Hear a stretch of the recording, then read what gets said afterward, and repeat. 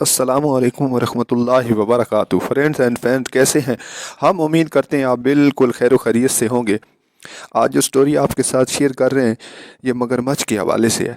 ज़िंदा रेंगने वाले जानवरों में सबसे बड़े और डायनासोर के करीबी रिश्तेदार क्रोकोड, यरलिस हैं, एलगेटर और घड़ियाँ शामिल हैं। ये दुनिया के गर्म ममालिक में ही हैं।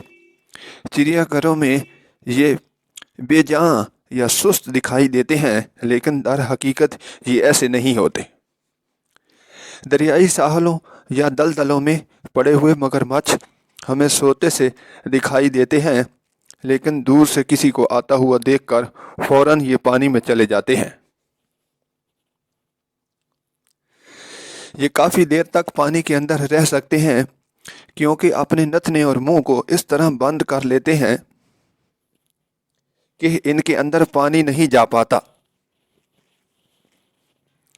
ये अपने हाथ पांव से चलने फिरने और दुम से तैरने का काम लेते हैं। इनकी आंखें उभरी हुई होती हैं, इसलिए पानी में ये इस तरह उतर सकते हैं। सिर्फ इनके नथनों और सर और आंखों में ही पानी के अंदर रहती हैं। सन का ज़्यादातर वक्त पानी में तैरते हुए धूप सेकने में गुजरता है। क्रोकोड यरलिस की 25 नस्लें हैं।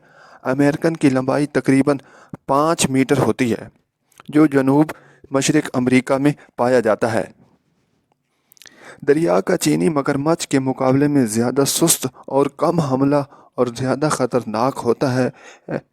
एलगेटर की थोतनी मगरमच्छ के बरअक्स चौड़ी होती है। मगरमच्छ तमाम गर्म मुनक़ता हारा इलाकों में पाए जाते हैं। एलगेटर के बरअक्स ये अमूमन समुंदर के बाहर ही आते रहे हैं।